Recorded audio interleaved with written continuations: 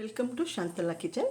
ಈ ದಿನ ನಾವು ಸೇಬಿನ ಹಣ್ಣನ್ನು ಉಪಯೋಗಿಸ್ಕೊಂಡು ಒಂದು ಚಟ್ನಿ ಮಾಡೋಣ. ಈ ಚಟ್ನಿ ಸ್ವೀಟು, ಖಾರ, ಉಪ್ಪು, ಹುಳಿ ಎಲ್ಲ ರೀತಿ ಇರುತ್ತೆ. ಅಂದರೆ ಸೇಬಿನ ಹಣ್ಣು ಹೆಚ್ಚಾಗಿರುತ್ತೆ. ಕೆಲವೊಮ್ಮೆ ಮಕ್ಕಳುಗಳು ಸರಿಯಾಗಿ ತಿನ್ನೋದಿಲ್ಲ. ಆಗ ಈ ರೀತಿ ಚಟ್ನಿನ ಮಾಡಿ ಚಪಾತಿ ಅಥವಾ ದೋಸೆ ಯಾವುದಕ್ಕಾದರೂ ಹಂಚ್ಕೊಂಡು ತಿನ್ಬೋದು. ಮತ್ತು ಬ್ರೆಡ್ಗೂ ಕೂಡ ಮೇಲ್ಗಡೆ ಅಪ್ಲೈ ಮಾಡಿಕೊಂಡು ಕೂಡ ತಿನ್ಬೋದು. ಈಗ ಸೇಬನ್ನು ಉಪಯೋಗಿಸ್ಕೊಂಡು ಒಂದು ಚಟ್ನಿ ಮಾಡೋಣ.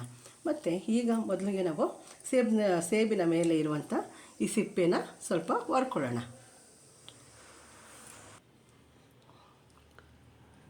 ಇಲ್ಲಿ ಸೇಬಿನ ಮೇಲ್ಗಡೆ ಸಿಪ್ಪೆನ ಹೊಡೆದು ಈ ರೀತಿ ಸಣ್ಣ ಸಣ್ಣ ಪೀಸಾಗಿ ಕಟ್ ಮಾಡಿ ಇಟ್ಕೊಂಡಿದ್ದೀನಿ. ಈಗ ಮಿಕ್ಸಿ ಜಾರ್ಗೆ ಹಾಕಿ ಮಿಕ್ಸಿ ಮಾಡೋಣ, ಚಟ್ನಿ ಮಾಡೋಣ. ಮೊದಲಿಗೆ ಇಲ್ಲಿ ಕಟ್ ಮಾಡ್ಕೊಂಡಿರುವಂಥ ಸೇಬನ್ನ ಹಾಕೋಣ.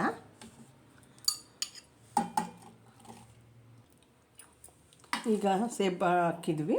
ಈಗ ಅದಕ್ಕೆ ಪುದೀನ ಸೊಪ್ಪು ಹಾಕೋಣ ಮತ್ತು ಕೊತ್ತಂಬರಿ ಸೊಪ್ಪನ್ನು ಆ್ಯಡ್ ಮಾಡೋಣ. ಮತ್ತು 2 ಹಸಿಮೆಣಸಿನಕಾಯಿನ ಹಾಕೋಣ. ಇದನ್ನು ಸ್ವಲ್ಪ ಕಟ್ ಮಾಡಿ ಹಾಕೋಣ.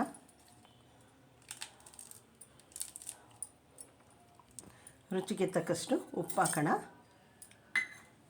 ಈಗ ಅದಕ್ಕೆ ಹುಳಿಗೆ ಸ್ವಲ್ಪ ಲೆಮನ್ ಜ್ಯೂಸ್ ಹಾಕೋಣ.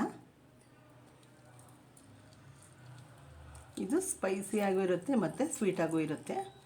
ಮತ್ತು ಸೇಬಿನ ಹಣ್ಣಿನಲ್ಲಿ ವಿಟಮಿನ್ ಸಿ ಹೇರಳವಾಗಿರೋದ್ರಿಂದ ಇದನ್ನು ತಿಂದರೆ ಮಕ್ಳಿಗೂ ಒಳ್ಳೆಯದು. ಅಂದರೆ ಮಕ್ಕಳಿಗೆ ಅಂತಲ್ಲ, ಯಾವ ವಯಸ್ಸಿನವರಾದರೂ ಕೂಡ ಇದನ್ನು ತಿಂದರೆ ಇದರಲ್ಲಿರುವಂಥ ಒಳ್ಳೆಯ ಅಂಶ ಸಿಗುತ್ತೆ. ಮತ್ತು ಇದರಲ್ಲಿ ಫೈಬರ್ ಅಂಶನೂ ಕೂಡ ಯಥೇಚ್ಛವಾಗಿದೆ. ಈಗ ಇದನ್ನು ಮಿಕ್ಸಿ ಮಾಡಿ ಚಟ್ನಿ ಮಾಡೋಣ. ನೋಡಿ, ಈ ರೀತಿ ಚಟ್ನಿ ಮಾಡ್ಕೊಂಡಾಗಿದೆ. ಇದಕ್ಕೆ ನೀರು ಏನೂ ಕೂಡ ಸೇರಿಸಿಲ್ಲ. ಸೇಬಿನಲ್ಲಿರುವಂಥ ನೀರಿನ ಅಂಶ ಮತ್ತು ಸೊಪ್ಪಿನಲ್ಲಿರುವಂಥ ನೀರಿನಂಶನೇ ಸಾಕು.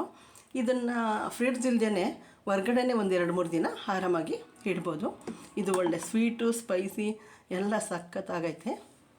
ಸ್ವಲ್ಪ ಇದನ್ನು ನೋಡೋಣ. ಉಪ್ಪು ಖಾರ ಸೂಪರಾಗೈತೆ. ಈಗ ಇದನ್ನು ಒಂದು ಬೌಲ್ಗೆ ಶಿಫ್ಟ್ ಮಾಡೋಣ.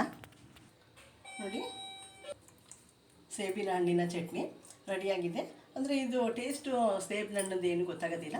ಇದರಲ್ಲಿ ಪುದೀನ ಸೊಪ್ಪು ಮತ್ತು ನಿಂಬೆಹಣ್ಣಿನ ರಸನೇ ಇದರ ಸೇಬಿನ ಹಣ್ಣು ಡಾಮಿನೇಟ್ ಮಾಡುತ್ತೆ. ಈ ನನ್ನ ವಿಡಿಯೋ ಇಷ್ಟ ಆದಲ್ಲಿ ಲೈಕ್ ಮಾಡಿ, ಶೇರ್ ಮಾಡಿ, ಸಬ್ಸ್ಕ್ರೈಬ್ ಆಗಿ.